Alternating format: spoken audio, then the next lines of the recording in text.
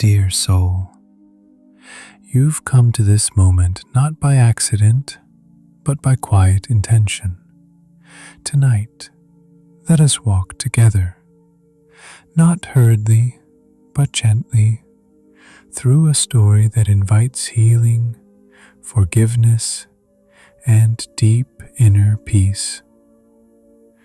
There is nothing you need to do now. Just rest your thoughts. Let your breath slow. Let your heart open. And allow this ancient wisdom to find its way into the quiet corners of your spirit. There was once a quiet temple in the mountains, far from the reach of cities and kings. The wind there carried no news, the trees whispered only to each other, and the river that curved beside the temple never hurried. The monks who lived there wore robes faded by the sun, and their lives were simple, rising with the bell, meditating with the dawn, and eating in silence from wooden bowls. Among them was a young monk named Salmon. He was kind in manner, diligent in practice, and deeply respected by his peers. But within Salmon's heart something remained unsettled.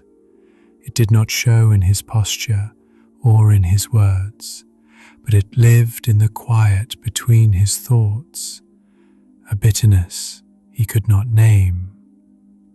Years ago, before he had come to the temple, Salmon had lived a life filled with turmoil.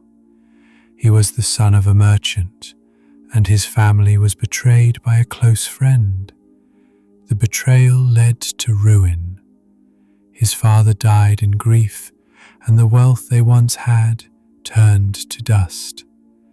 The man who had caused it all walked away untouched. Salmon fled, heart hardened, and sought refuge in the monastic path, hoping peace would erase the wound. But bitterness is like a seed buried in earth. You may forget where you planted it, but with time it still grows. And now, even years into his training, Salmon could feel its roots curling through his thoughts, especially during meditation. When others sat in stillness, he sat in silence, but not in peace. His breath moved, but his mind clenched. He smiled when spoken to, yet something within still held tightly to pain. One morning, the abbot of the temple, an elderly monk named Rivata, known for his clarity and compassion, asked Salmon to join him for tea beneath the Bodhi tree. It was not a command, but an invitation that few ever declined. They sat together in silence for some time. The abbot poured 2 cups of warm tea and placed a small, empty wooden bowl between them. After a long pause, Rivata spoke. "There is something I would like you to carry," he said gently, tapping the rim of the bowl. "This bowl, imagine it is filled not with tea, but with bitterness, not liquid, but emotion, thick, heavy, sharp around the edges." Salmon raised an eyebrow, unsure of what the abbot meant. Rivata continued, "This is what you have been carrying, not in your hands but in your heart. Bitterness is a bowl some people never put down, and so it sours everything they try to taste. Peace, joy, kindness, all become tainted." Salmon looked down, eyes fixed on the bowl, his lips parted slightly. He wanted to deny it. He wanted to explain, but no words came. The old monk leaned closer. The person who hurt you is long gone, but the bowl, you have brought it here. You brought it into silence, into stillness, into your practice. The air grew heavy between them. Saman swallowed and finally said, I thought I left it behind. I thought this life would dissolve it. Rivada smiled faintly. You left the person behind, but the story, the bitterness, stayed. Forgiveness is not forgetting what happened. It is releasing the grip of the story. It is putting down the bowl. Silence fell again.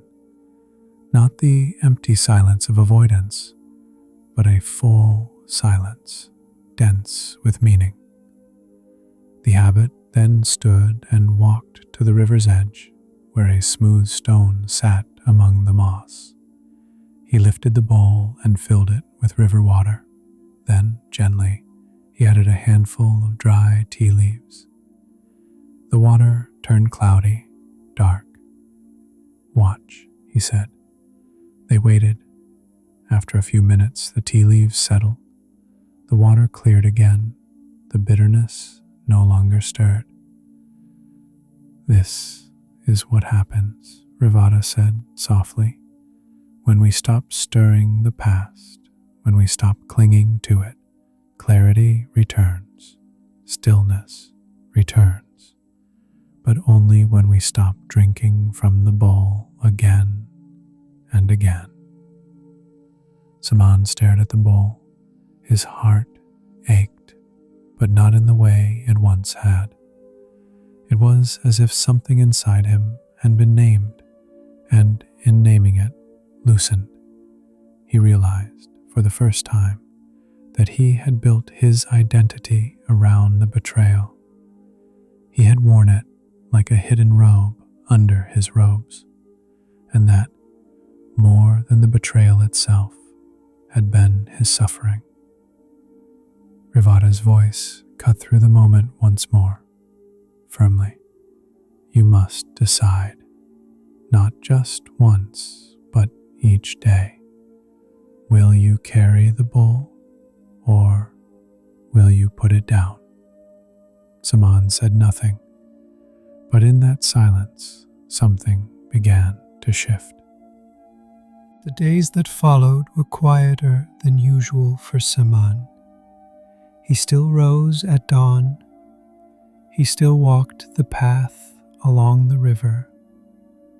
He still chanted sutras with the others beneath the morning sun. But something in him was no longer moving at the same rhythm.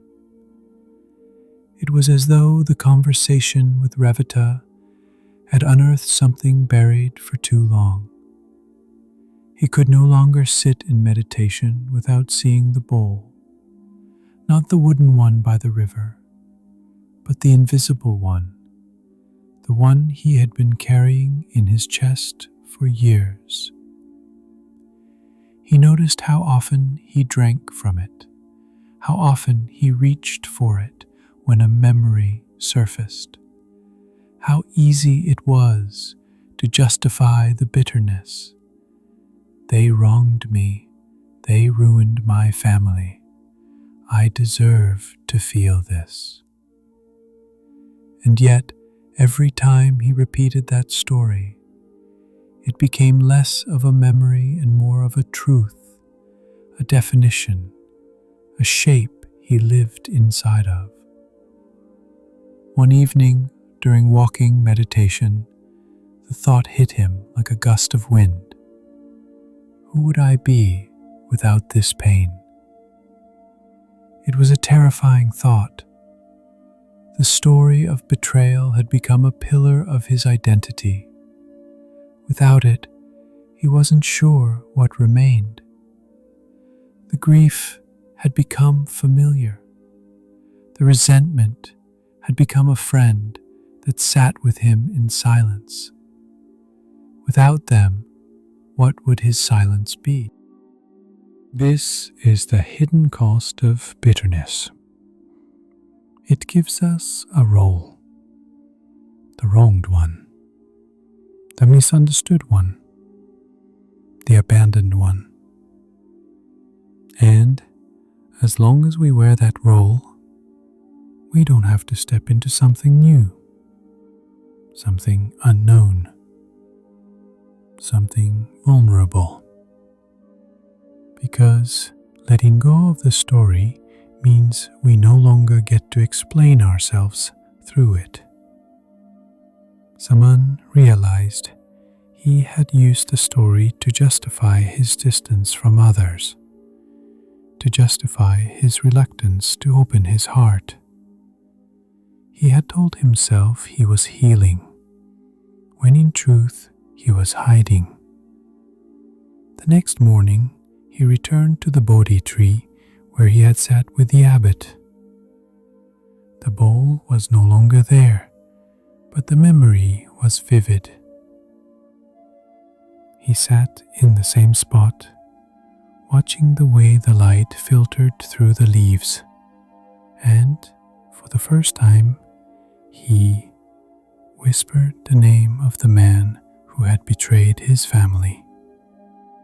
Not with anger, not with accusation, but with a strange mixture of sadness and softness. He said the name again and again, until it no longer carried heat, until it felt like just a name, not a wound. In that moment, he remembered something Revata had once said in a Dharma talk. The moment you can say their name without tightening, that is the beginning of freedom. Tears welled up in his eyes. He had not cried for years, not since leaving his old life. He thought monks did not cry. But this was not a sorrow of weakness. It was a washing, a quiet flood after a long drought. He stayed there under the tree for what felt like hours, not meditating, not reciting, just breathing, just allowing. And in that sacred stillness, a question arose from deep within. If I am not my pain, then who am I? The wind answered by brushing gently against his cheek. The leaves answered by falling without resistance. And the river, as always, kept flowing. The days turned cooler as the season changed, and the golden light of autumn began to spread across the temple grounds. Leaves scattered like forgotten thoughts across the stone paths, and even the wind seemed to whisper softer now. Saman had begun to change, though outwardly nothing seemed different. He still walked the same paths, still bowed at the same shrines, still offered his prayers at dawn. But those who looked closely might have noticed his shoulders no longer leaned inward. His eyes stayed open a little longer in the morning sun. He had started to listen without waiting to respond. There was space now within him, and into that space something unexpected began to arrive. Compassion, not a dramatic rush of empathy, not a forced attempt to forgive, but a slow, natural unfolding, like a lotus blooming on the surface of still water. He began to wonder, truly wonder, what had driven the man who betrayed his family to do what he did. Was it greed? Was it desperation? Was it pain that passed from one hand to the next, like a sickness seeking a host? He would never know for certain. And for the first time, he didn't need to. Because Salman realized something. He had been using understanding as a condition for forgiveness, as if forgiveness could only arrive once he had solved the riddle of why he was hurt. But forgiveness, he now saw, is not the end of the story. It is the end of carrying the story. And so, one evening, as the sun dipped low and the birds fell silent, he did something he never imagined he would do. He walked to the old cedar tree behind the temple, knelt beside it, and whispered not just the name but a prayer, not a prayer for justice, not a prayer for revenge, a prayer for peace. For him, Salman said aloud, voice barely audible. And for me. The moment passed without thunder or light, but something subtle and sacred shifted inside. It was like placing a heavy stone down on the forest floor after carrying it for miles. Not because someone told him to, not because he forgot what had happened, but because the journey forward could not be walked with both hands holding the past. He stayed there as twilight wrapped the trees in quiet shadow, and he noticed something remarkable. The pain was still there, but it no longer ruled him. It had become like a scar, a mark of what had been lived through, not what was still being lived inside. That night, as he lay on his mat, he did not dream of the past. He dreamt of a still pond and a single leaf falling into it.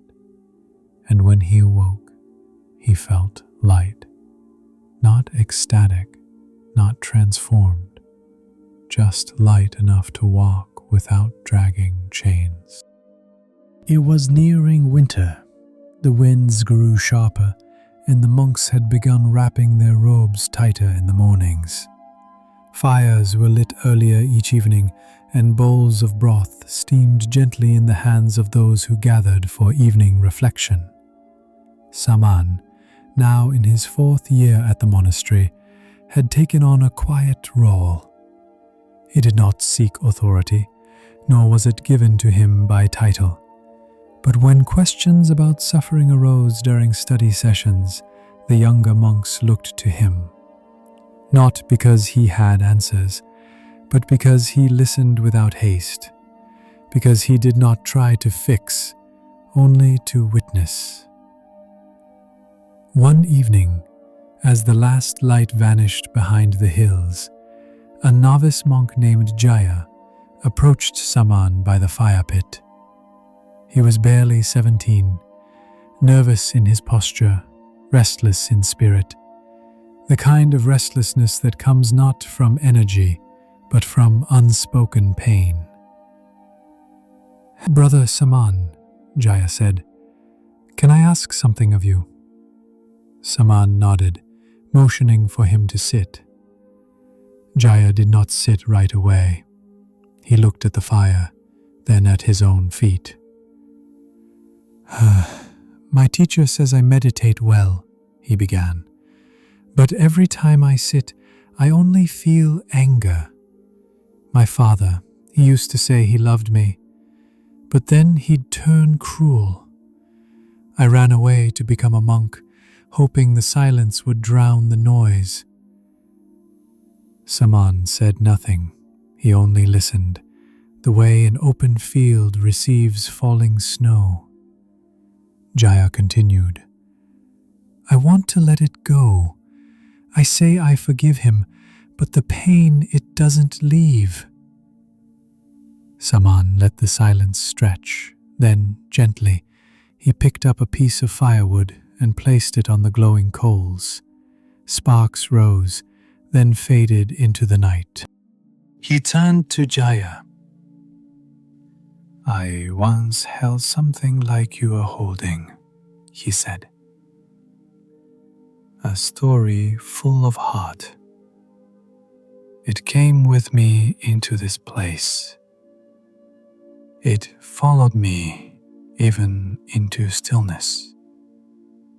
And I thought I had let it go many times. But it had not let go of me." Jaya looked up. "So, what did you do?" "I stopped trying to cut the pain away," someone said. "I started watching it like a child watches rain. I let it be there. I stopped expecting it to vanish.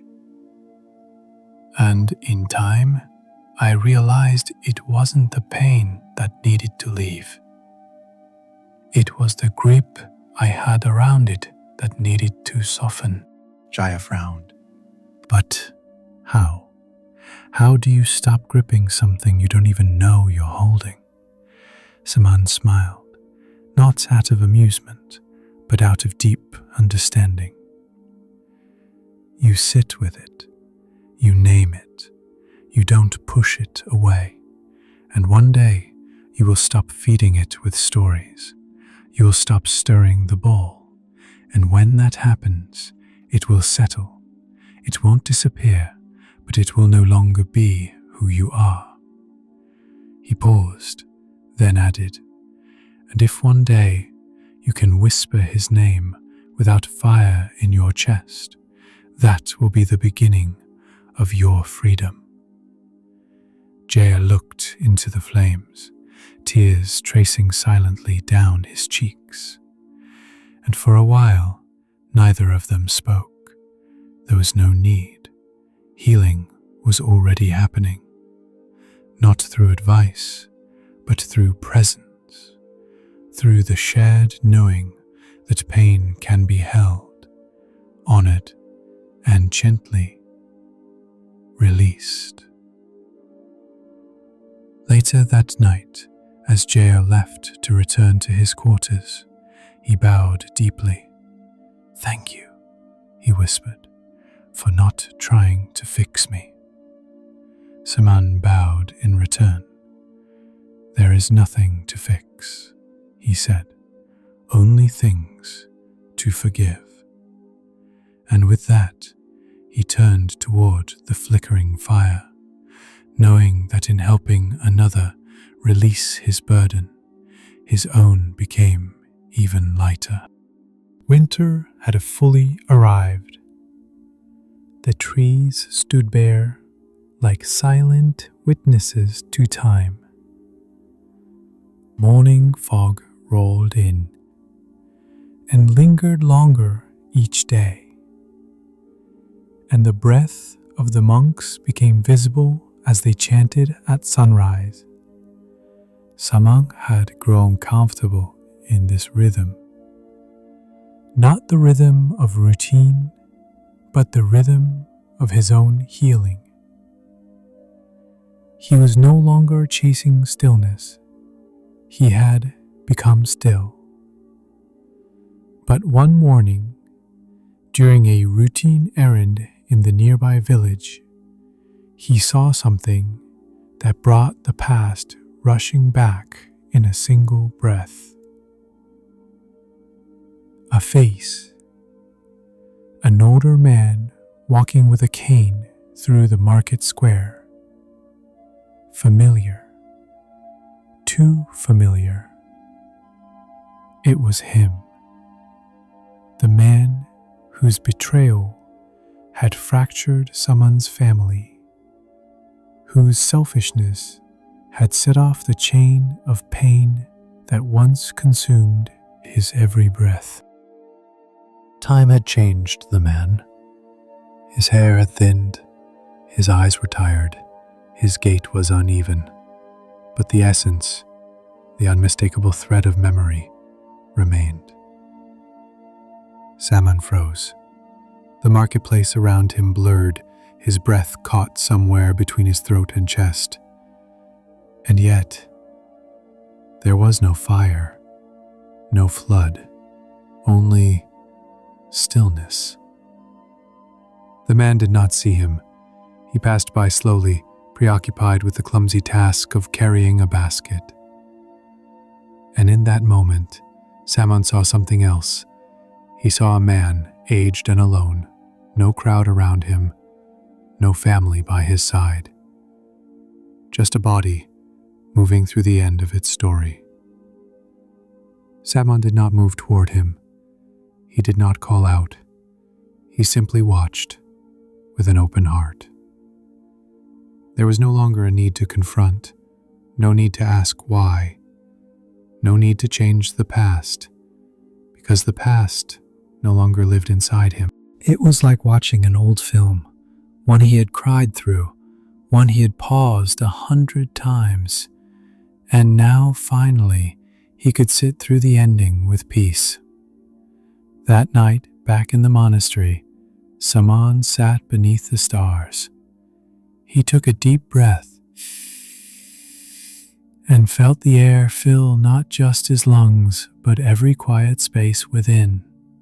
He thought of the bowl, not the wooden one from the riverbank, but the one he had carried for years, the invisible vessel of pain, of story, of resistance. And he realized something. He had not thrown it away. He had not smashed it. He had simply stopped drinking from it, and over time it had emptied. Forgiveness, he now understood, was not a single act. It was a slow unfolding, a soft loosening, a patient unwinding of knots tied long ago. To forgive was not to excuse, nor to forget. It was to see clearly and no longer suffer from what is seen. And in that seeing, to be free. Saman closed his eyes and bowed to the silence. He bowed to the boy he once was. He bowed to the man he had feared. And most of all, he bowed to the quiet truth that had guided him all along. That peace does not come when the wound is erased. Peace comes when the wound is no longer held. Dear listener, you've walked with Saman. You've felt his grief, his anger, his longing for release. And perhaps, in some quiet way, you've seen yourself in him, holding a bowl of your own, a bowl filled with old words, sharp memories, the trails you did not ask for, pain handed to you by someone who may never return to make it right. This is the human condition, to be wounded and yet still long to love, to be betrayed and still seek peace, to be broken and still wish to be whole. But what if you do not need to erase the past to heal? What if the wound becomes sacred, not because it disappears, but because you stop letting it define you? Forgiveness is not a performance. It is not forgetting. It is not a gift for the other person. It is the quiet choice to no longer suffer for what cannot be changed. It is looking at the bowl you've carried, the story, the blame, the bitterness, and asking, do I still need this?